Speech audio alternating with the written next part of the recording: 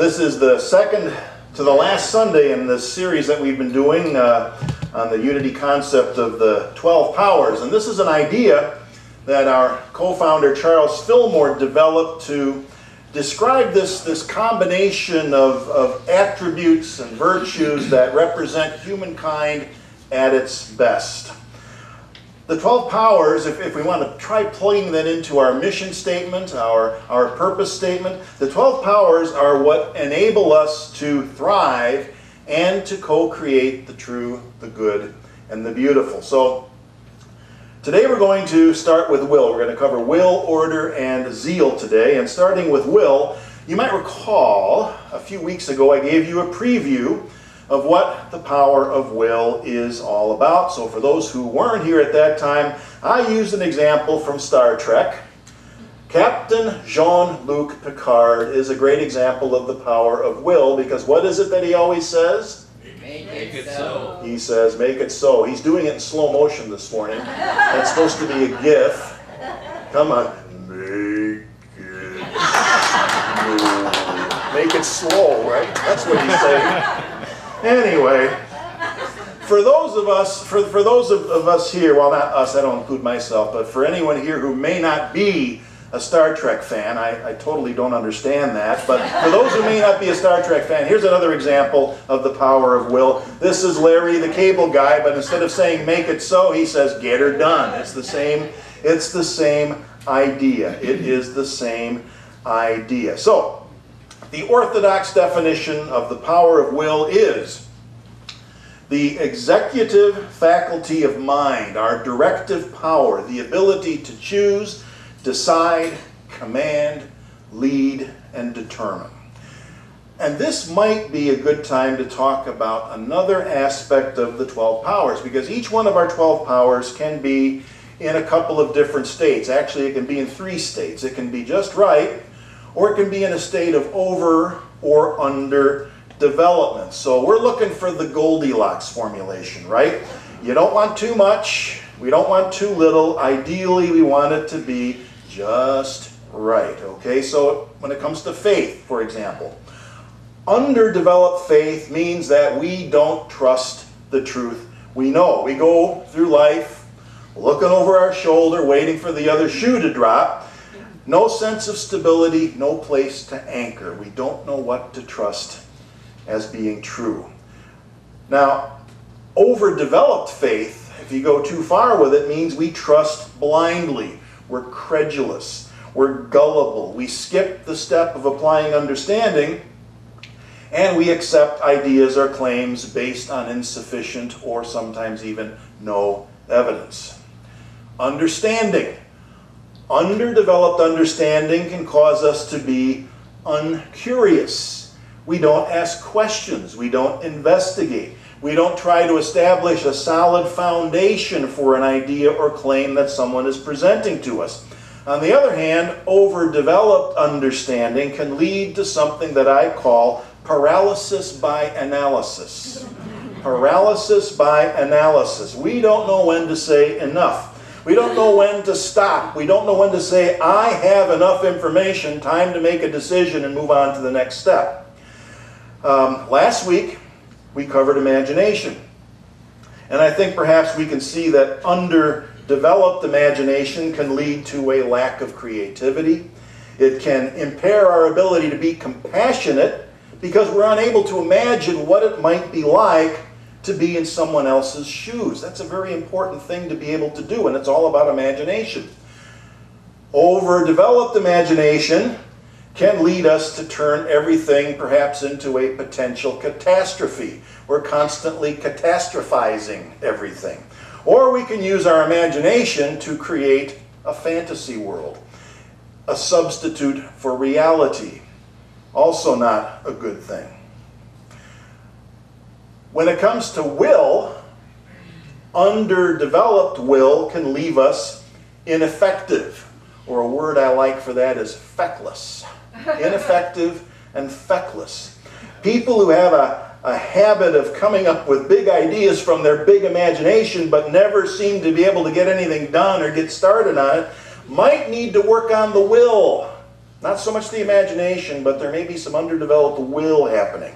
And of course, we know why we also need willpower when you think of different things we want to do in life, whether it's any kind of personal development, transformation, diet, exercise, earning a degree. We have to have that will to keep us focused.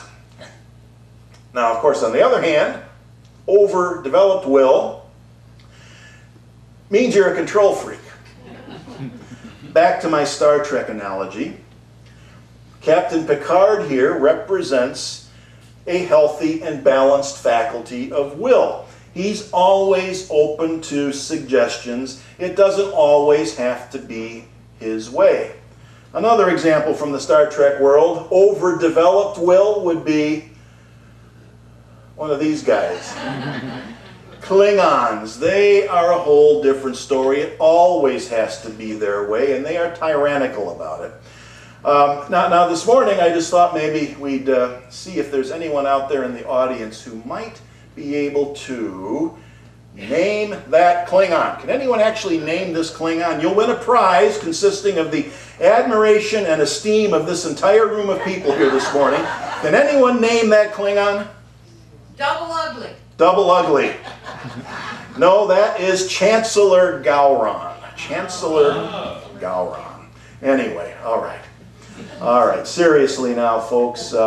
Let's see, where was I? Klingon captains. Oh, yes, consciousness and the 12 powers. The 12 powers reside in consciousness. And the reason that we want to work with the 12 powers is to develop self-awareness.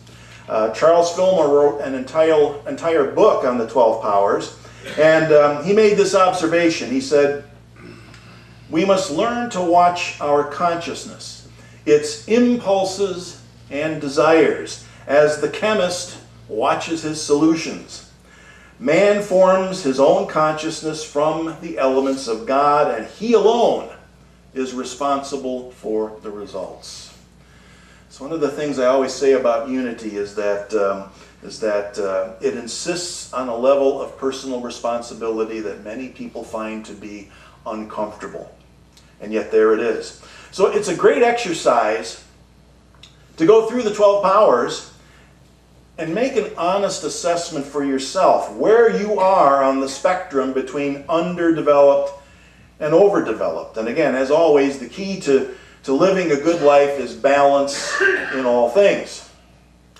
Okay, moving on to order. And let's start with what order is not. In unity, you'll hear the expression divine order, and we like to say, oh, it's all in divine order. And it's often misused as a way to describe inexplicable events or even unpleasant or unwanted events that for some reason turn out okay. Sometimes when things go wrong, we use this concept when things go wrong, like for example, we're late for a meeting, okay? And yet we arrive there and it turns out that the meeting actually started late, so we're right on time and we get off the hook and we say, oh, I was late, but it's all in divine order. It's like saying, okay, I was asleep, but it's all going to work out because there's this supernatural entity that's going to fix things for me, right? You know the old saying, if life hands you lemons, make lemonade? Well, saying divine order when we make a mistake is like saying that there's this God entity who's going to make lemonade out of my lemons. Getting a break is not necessarily divine order, because the reason we got ourselves into situations where we need a break is because we were asleep. We missed something. We let ourselves get out of the flow of what order actually is. Here's what order actually is. At its most basic level, order or divine order is a concept that human beings came up with to describe the creative process by which things come into existence. We can look around at our world, we can see this process working. We can see the essential parts of it. Mind, idea, expression. That's the metaphor we use in unity. Order, divine order, or sometimes called the creative process, is mind, idea, expression. Anything we want to create, whether we're building a bridge or baking a cake, starts out with something akin to a thought process. Mind produces the idea, it gets set into motion, there's an action step, and then it becomes a reality. Now, instead of mind, idea, expression, we could just as easily say natural law, the operation of natural law, and expression. Either metaphor works. We can call it divine order, we can call it essential order or natural order, because we can observe it, we can see it, we can experience it at the most basic level of our existence. And we look around at this universe and we see every day order being made out of chaos. From the chaos of the Big Bang, we go to this cosmos that can actually sustain and produce life. Divine order isn't something we're working toward. It's a present reality. It's a fundamental truth of the universe. And order means that our task is to learn how to live in right relationship with reality. Natural law, principle, divine order cannot be abrogated. You can't skip a step. Principle will always prevail. No matter what we may be doing at the level of mind and idea, we will never negate gravity. Put your hand in a flame, you will get burned. Order is evolutionary. Order is always trying to bring more peace and goodness into expression through us. Through us. And it's an ongoing process. It moves in stages. It moves in levels. It's about growth. It's about transformation. And I think that idea can provide some comfort and reassurance. The evolutionary aspect of order, the idea of growth and transformation is reassuring if we think about it that way. We spent the first part of the year talking about a recent book called Enlightenment Now, which showed us that human beings today are at a greater and more evolved level of consciousness than human beings were just 150 years ago. From a global perspective, human beings are healthier, wealthier, and safer across the globe. Now, much of that is the result of human effort. Will. We said make it so. We used our tools and we made it so. It's the result of human effort. But the power of order also describes an impersonal evolutionary process that can create the conditions that we work with to achieve that progress. So it's all encompassing. We still face challenges, but focusing on that progress that is made inevitable by order, focusing on progress is what motivates me, not the doom and gloom stuff. Progress is what motivates me, and motivation is the product of our final power for today, which is zeal. I think we all know what zeal is. Zeal is defined as great energy or enthusiasm in pursuit of a cause or an objective.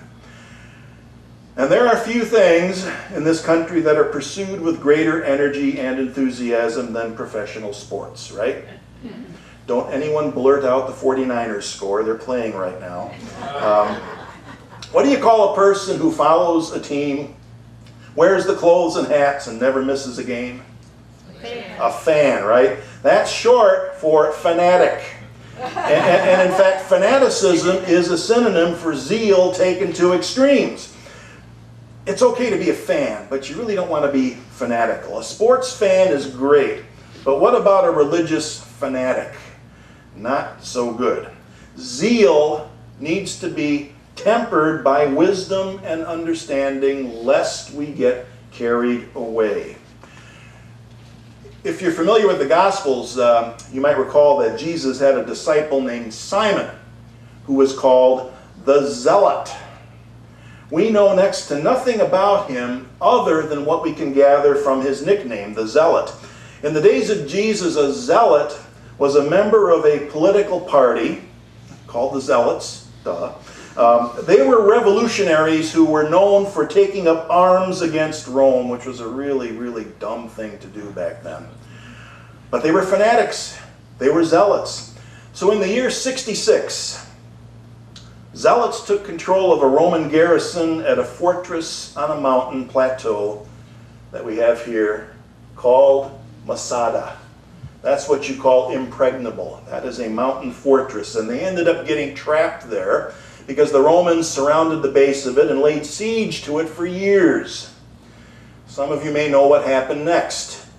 960 people at the top, the rebels and their families, killed each other and then themselves rather than be captured by the Romans.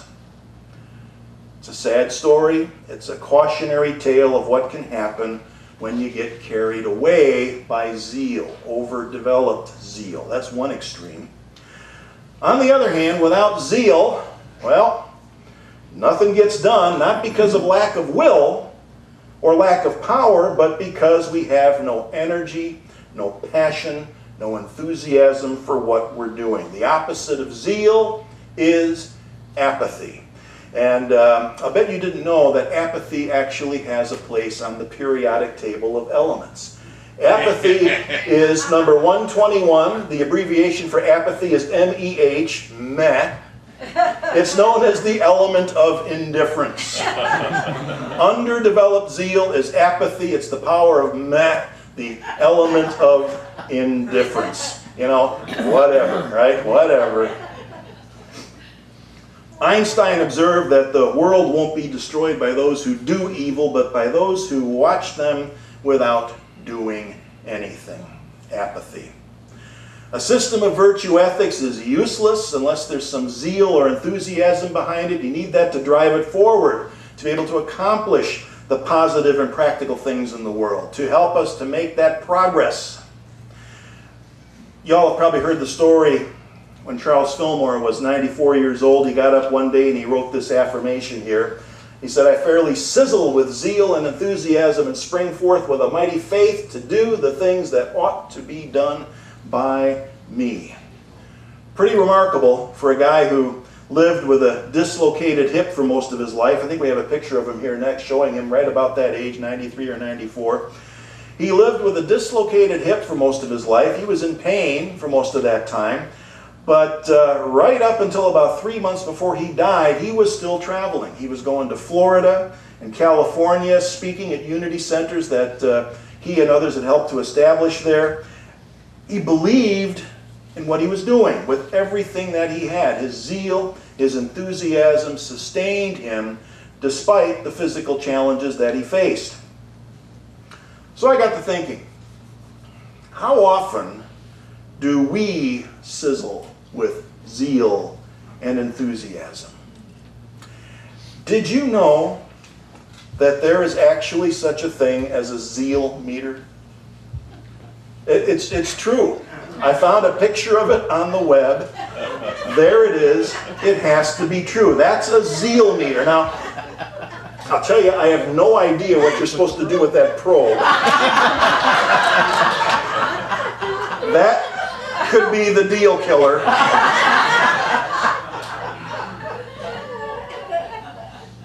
But the point is, we don't get up every day feeling like we're on fire about life, do we?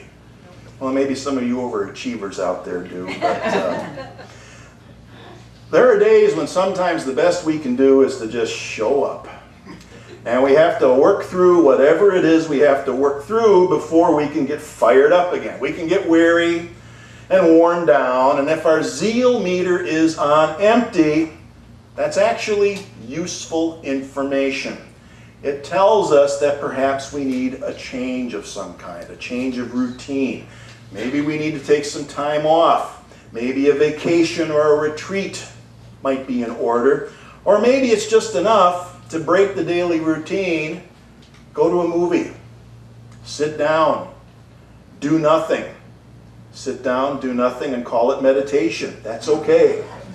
Don't make it into a chore. Don't make it into another thing just to add to the to-do list. Use it as a time for interrupting that cycle and allowing that natural zeal, because it is one of our inherent powers, allowing that zeal to rebuild and to come back. So those are the powers for today, and next week we'll be wrapping things up with release and life. And then in 2 weeks from today, we start our 7-week fall series. And again, if you want to get the book and follow along, We've placed a flyer in your bulletin that gives you information about the book. It also lists the reading list for each of the 7 weeks along with the color, so you can order the book in the Spiritual Resource Center, and hope to see you again next Sunday as we wrap up the 12 powers. Thank you.